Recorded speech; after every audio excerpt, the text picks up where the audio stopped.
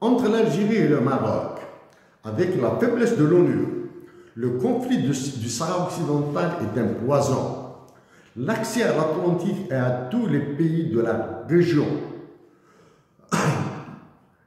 est régi par le droit international, mais avec la perte du statut de la nation la plus favorisée, il pose problème pour les États de la région membres de l'OMC.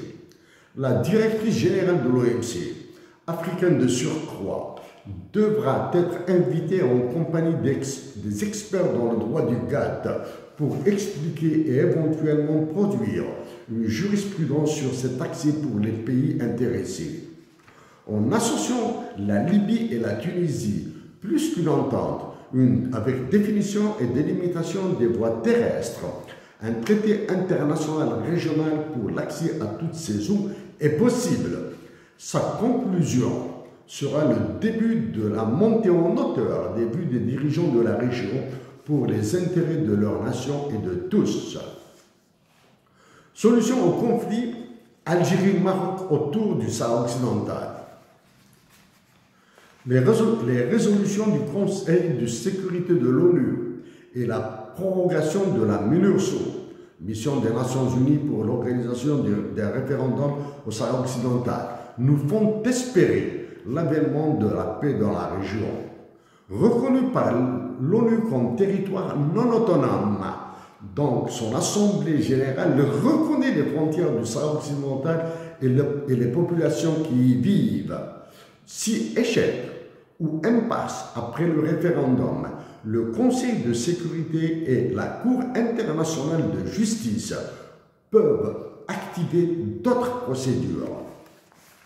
Les réfugiés sahraouis en Algérie, concentrés dans la région de Tindouf, ont besoin de se protéger dans l'avenir qu'ils se veulent, sans faire peser une quelconque menace ni contrainte sur ces populations de réfugiés. L'État algérien doit savoir quel sort leur sera décidé et dans quel délai. Dans ce sort, leur consultation en Algérie est indispensable, avec des missions internationales pour leurs avis. Ils diront ce qu'ils souhaitent, rentrer au Sahara occidental, continuer à vivre en Algérie ou s'établir dans d'autres pays.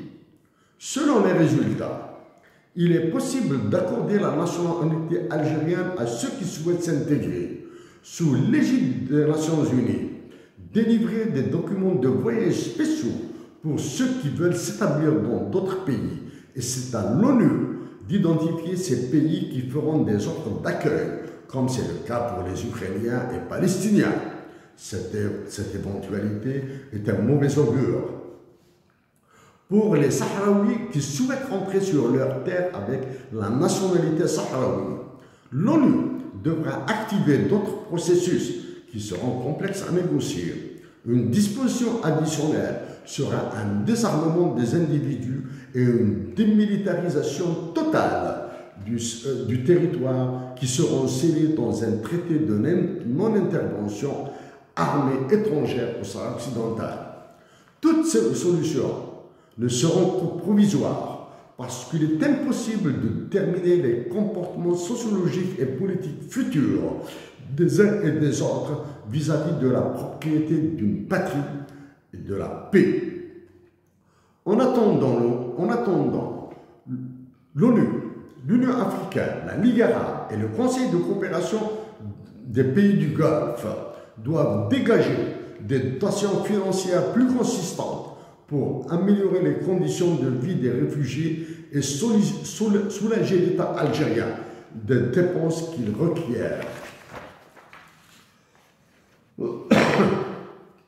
Cas du triangle des Bermudes de sable, formé par le Niger, Mali et l'Algérie, avec les décisions souveraines du Mali et Niger portant départ des forces étrangères de leur pays.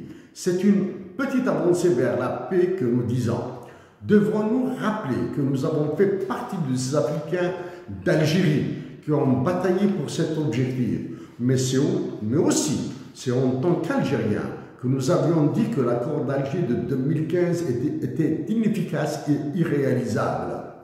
La dissolution de facto du CEMOC, Comité d'état-major opérationnel conjoint, devrait être remplacée par d'autres dispositions que nous avons exposées dans le message aux dirigeants des États de la région, à l'Assemblée générale de l'Union africaine et au président de sa commission. L'absence de l'Union africaine et de sa commission prouve l'extrême faiblesse du continent africain. L'expulsion de la MINUSMA est une erreur des dirigeants maliens. Si de par leur pays d'origine, non préparés à ce genre d'intervention, les effectifs militaires de cette mission sont faibles et financièrement coûteux, leurs exactions ont été un passif indéfendable.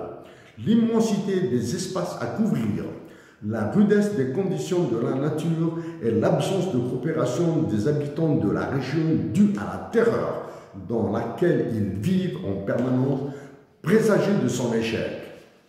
L'incapacité des forces maliennes et nigériennes à suppléer à ce départ ont créé les conditions qui font de cet espace un réel triangle des Bermudes du sable. Si nous sommes satisfaits de la réaction de Ban Ki-moon, secrétaire général de l'ONU, à notre lettre de mars 2016 portant sur notre proposition d'initiative internationale baptisée BRINA, l'absence de réaction des secrétaires généraux qui se sont succédés à sa tête que nous avons relancé et des autres destinataires nous oblige à tempérer nos attentes. Les autres destinataires ont été Jens Stoltenberg, secrétaire général de l'OTAN, Jim Yong Kim, président de la Banque mondiale, Christine Lagarde, directrice générale du Fonds monétaire international, Nkosazana Dlamini-Zuma, président de la Commission de l'Union africaine, Nabil Arabi, secrétaire général de la Ligue arabe. Dans cette initiative, nous reprenons 2 points. Déléguer une mission pour l'étude et l'évaluation des risques de violence populaire en Algérie et de l'embrasement sous-régional. Charger cette même mission d'évaluer les risques liés à la présence des forces de l'OTAN et autres forces internationales de la région. Nous devrons fournir une information additionnelle. En tant qu'élève à l'Université de Montréal sous la direction d'un professeur consultant auprès de l'ONU, nous avons fourni un très modeste travail sur la réforme du Conseil de sécurité de l'ONU, sujet passionnel, à l'ultime question du mitraillage que nous avons subi de l'assistance sur nos arguments pour une meilleure représentation de l'Afrique. Nous avions répondu que pour s'imposer, notre continent a besoin d'hommes comme Hussein Ahmed et Nelson Mandela.